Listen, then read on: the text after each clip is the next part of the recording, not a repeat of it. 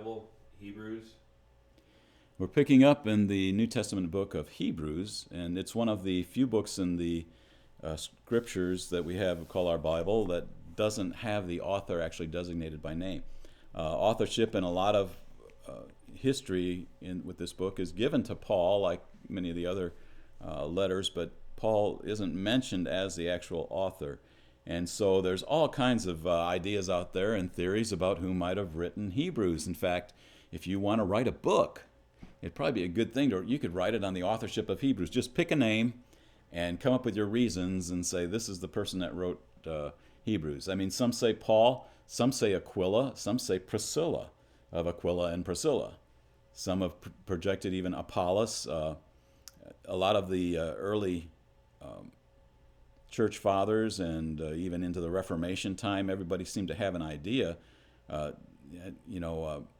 Tertullian, around 150 to 230 A.D., said Hebrews was maybe written by a letter of Barnabas. So, I mean, you could pick Barnabas. I just say, if you really want to just venture out there, pick a name and write a book. I remember when I was in graduate school doing some study, and Hebrews is one of the books I wrote several papers on, and one of them was authorship and time and all that kind of thing. And I just went through the different, through the library and found these different books of these people that proposed all their different theories of who wrote it. And they had some pretty good reasons. And, so we don't actually know. In chapter 2 and verse 3 and 4, it says, how shall we escape if we neglect so great a salvation? After what it was at first spoken through the Lord, it was confirmed to us, the person writing saying to us, by those who heard. So he's like saying he wasn't one of those original ones that heard, it seems like. That could be Paul, because Paul heard later, not with the apostles. God also bearing witness with them, both by signs and wonders, by various miracles, and by gifts of the Holy Spirit according to his own will. So it looks like, what we get from this internal evidence here is that the writer of Hebrews wasn't one of the initial apostles, because he's talking about them and us, those that actually saw the Lord and what he did, and those that, like us, that heard it from them. And it was confirmed through them with signs and wonders and miracles, but it was confirmed through, he talks about them. So that kind of gives a little bit of self-revelation as to who the author is, but it still doesn't give us a name. And if we're going to look at the theme of Hebrews, it's a pretty constant theme. You could call it, I think there's probably people that have written books called Better Than or whatever, because what it is in the book of Hebrews, he continues to compare Jesus to everything else. And it says Jesus is better than. And the first one he starts out, Jesus is better than angels. In chapter 1, verse 1, it says, God, after he spoke long ago to the fathers and the prophets in many portions and in many ways, in these last days has spoken to us in his Son, whom he appointed heir of all things, through whom he has made the world. And he is the radiance of his glory and the exact representation of his nature, and upholds all things by the word of his power. When he made purification of sins, he sat down at the right hand of the Majesty on high, having become as much better than the angels as he has inherited a more excellent name than they. So why would he say that? Better than the angels? Well, he could have just been saying that in his natural, that's just what he was saying. But a lot of times what we see in these books, the reasons that they are written, and we see within the writing itself, is that there were problems in that church, or in that group of people that he's writing to. And here, it looks like one of the things might have been as they began to exalt angels over and above Jesus. Because then he goes on and compares, he says, verse 5, For to which of the angels did he say, Thou art my son? And so he's comparing, he's saying, now look, Jesus is a lot better than the angels. He describes him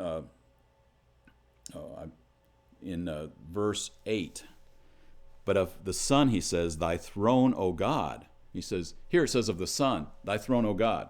So, O God is a reference to the Son. Thy throne, O God, is forever and ever. And the righteous scepter is the scepter of his kingdom.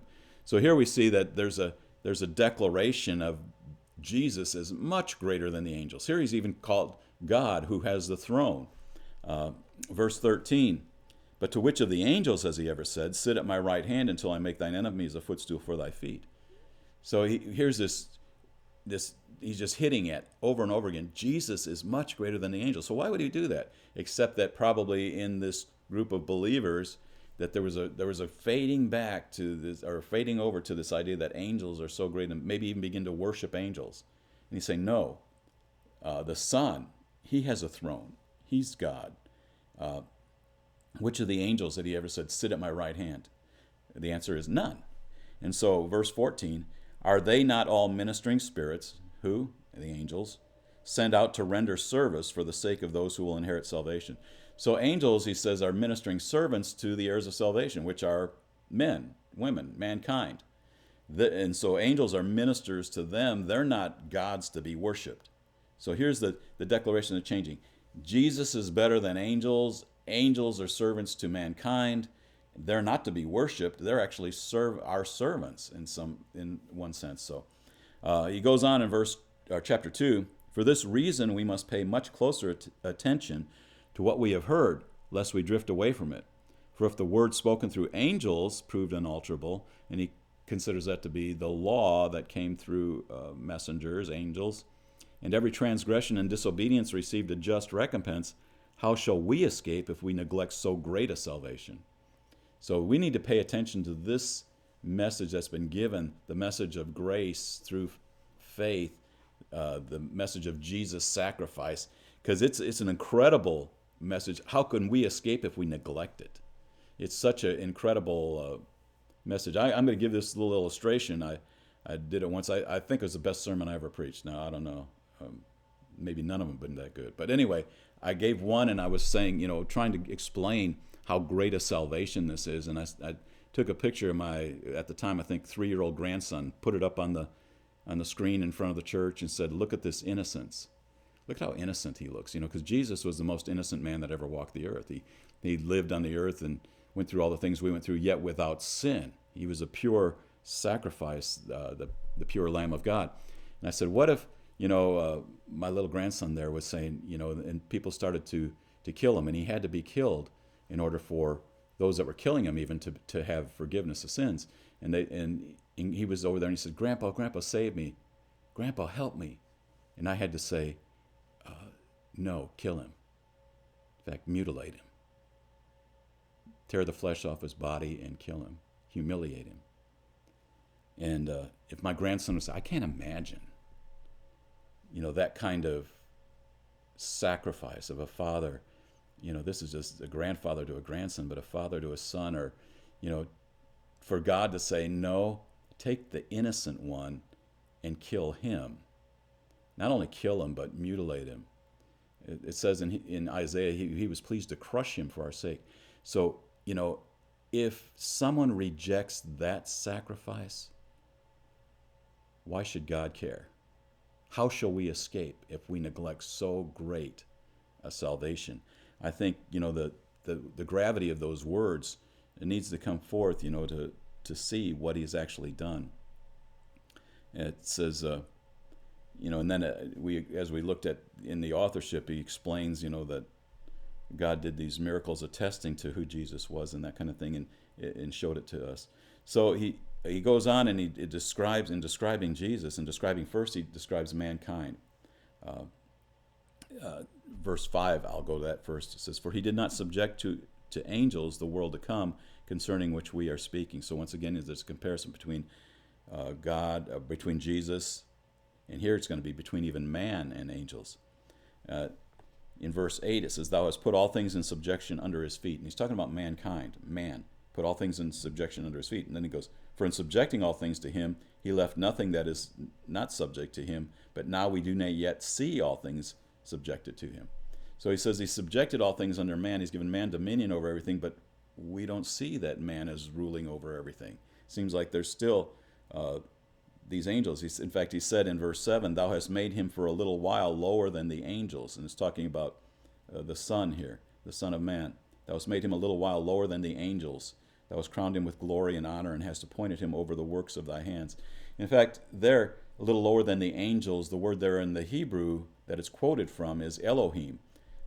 And that regards, it could be angels, it could be God, it's heavenly beings, it's those heavenly dwellers, the Elohim. And he says, for a while, Jesus was made a little bit lower than the angels, and all things have been put under his feet as a as the Son of Man, as man on the earth, but we're not seeing all that yet subjected to him, and it's not, everything's not under the feet of man, but we're going to see that as Jesus rules and reigns, and he's going to bring man back up to his place as the image of God and the ones that have dominion over the earth.